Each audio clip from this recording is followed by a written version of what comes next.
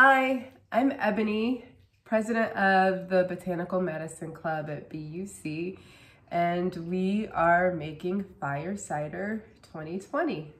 Yay! I know this is a lot different than how we usually do our club meetings, but doing it remote like this, I think it's a good thing because you can kind of work in your own kitchen and really get into that herbal flow.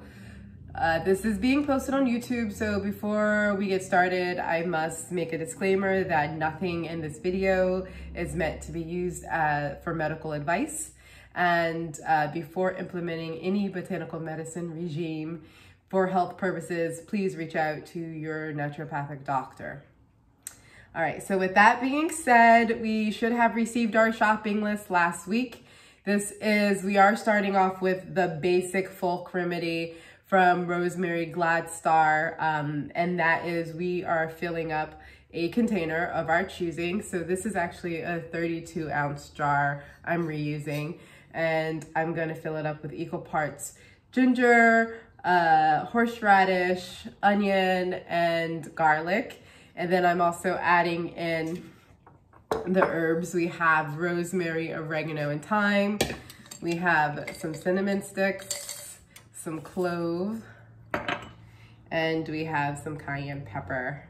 I did pre-cut all of the items. Oh, actually I have some garlic to cut while I talk, but I didn't think you wanted to sit here and watch me struggle to cut horseradish because it's tough and my knives are a little bit dull. So that's another, if your knives are dull, make sure you sharpen them before you start, because that can actually lead to you harming yourself with cutting with a dull knife. So I had to think about how to do this recipe. Right now I'm just chopping up some garlic, and everything I chop up is gonna be in chunks, which I'll kind of show you. Some people do like to use a food processor, but I kind of like to keep them in just big chunks. They make it easier to strain out. But like I was saying, I was trying to think of how to make this recipe different than the original, because you can just go on YouTube and look up Rosemary Gladstar's video on making fire cider. And for hers, she just has the 4 basic ingredients that we just discussed. And so for Fire Cider 2020, we're adding these additional Laminaceae plant family herbs like the rosemary, the thyme, and the oregano. And we're also adding in that clove, which is a nice antiseptic, as well as the cinnamon, which is great for the cardiovascular system. So these are some of the different things that we're bringing to this fire cider recipe, but you use whatever's in your kitchen. If you have some jalapeno and you want to throw that in there, if you have some, I've been thinking about maybe dropping a few like pieces, Schisandra berries in it. This is your recipe, and it's just meant to help support your body during the winter time, and that's when we make it. So our body emulates nature. Our body is nature. So during the winter time, it's cold outside. Things move slower. Things are more sluggish. Even nature, most of the plants kind of die down and the energy goes to the roots to conserve itself. Well, our bodies do the same thing. In the winter time, it tends to slow down. It tends to get a little sluggish and a little congested, and that's why sometimes people are more prone to get sick during this time. And fire cider is just support. It's warming and it's stimulating. So you take it and you just give that extra push that your body may need that it's lacking on because it is winter outside. So that's why this remedy has been passed down from herbalist to herbalist. Okay, so chopping up the vegetables, I do have, so right here, we have our ginger, and then we have our horseradish. And yes, I do leave the, I leave the skin on, because, you know, I'm gonna throw it out anyway. I'm not really gonna use it. Sorry, I'm still learning how to use my camera. We have, where are we at? So where's my hand? We have our onion here, and then we have our garlic here. And as you see, it's just chopped in chunks. And now the fun part after you do all of the chopping, it's when you, I'd say you don't want to just throw everything in there. I like to do kind of a sort of delicate balance. And especially when I'm adding herbs, when I'm adding like loose herbs in to this, because I kind of want to have them sitting up. I don't want to stuff them in there. I kind of want to have them like sitting in the jar. It's kind of hard to see because this jar has a label on it. So I'm just gonna throw a sprig of rosemary and then a little bit of thyme. And now I'm just, so yeah, super simple. You chop up your veggies, your pungent veggies, and then you add them to the jar. So I'm gonna go ahead and I'm gonna go ahead and put a cinnamon stick in. And while you make this, you can kind of just, I like to say, kind of tune in to I just like to stare inside of the jar that I'm using and kind of tune into it and see like, how many cinnamon sticks should I add? Should I add 1? Should I add 2? Do you want to like you want to have a heavy cinnamon taste? I have clove, the Sygium. If you are not used to Sygium, I say just add 1 or 2. It does have a numbing effect in the mouth, and it's also very warming. So I put 2. I'm actually gonna put 1 more, and I think I'm gonna leave it with just 1 cinnamon stick.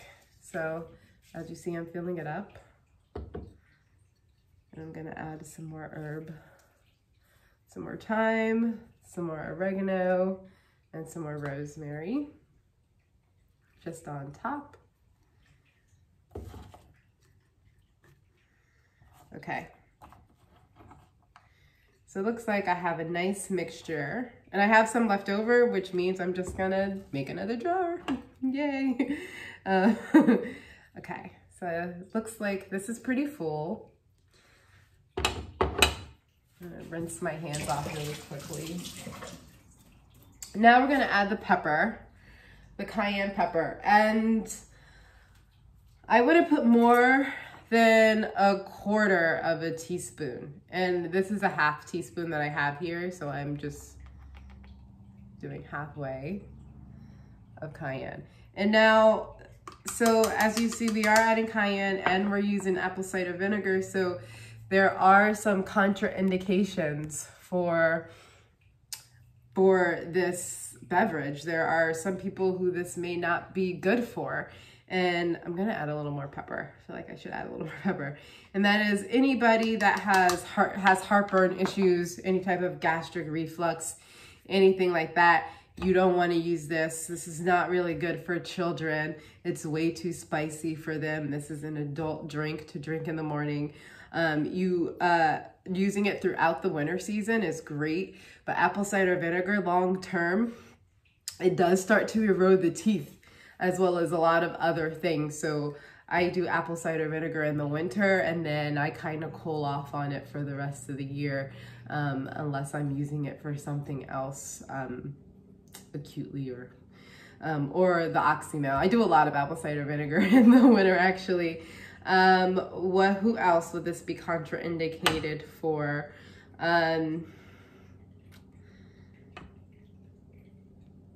If you have, if you maybe have a lot of bacteria in your gut, apple cider vinegar is a prebiotic, so that may irritate you as well. So just know yourself if you're making this for yourself, and don't serve it to anyone who this would be more harmful to than not. Make sure you ask them. And also, I was gonna say one more thing about that.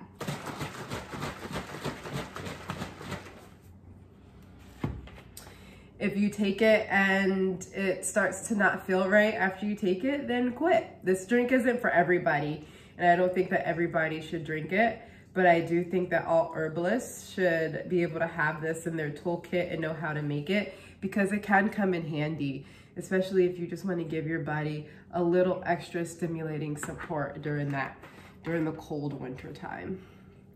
All right, so I added the apple cider vinegar. I got everything in here, and now I'm just gonna cover it.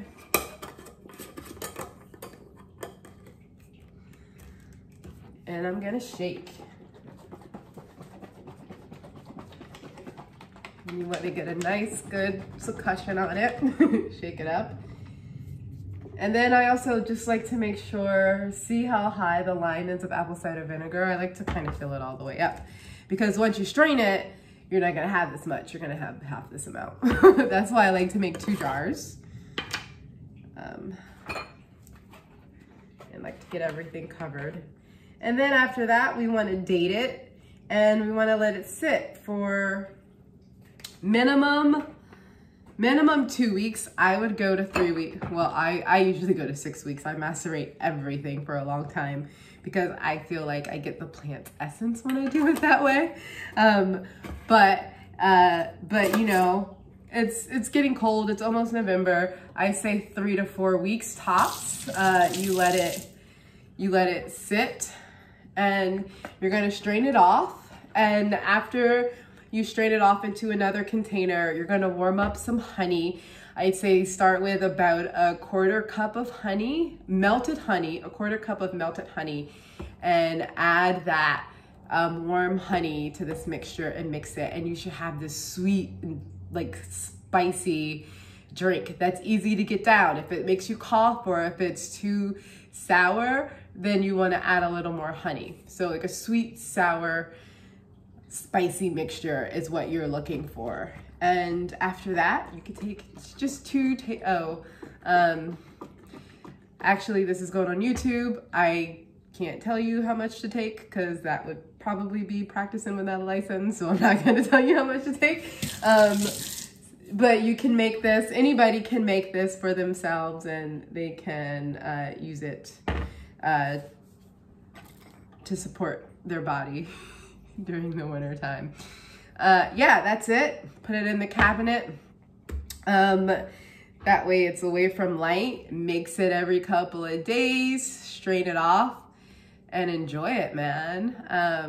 I love for you guys to take photos and send it to the BUC Bot Med Club on Instagram or on Facebook. The tags will be in this email, and that's it. Enjoy. Love, peace, and plants, man.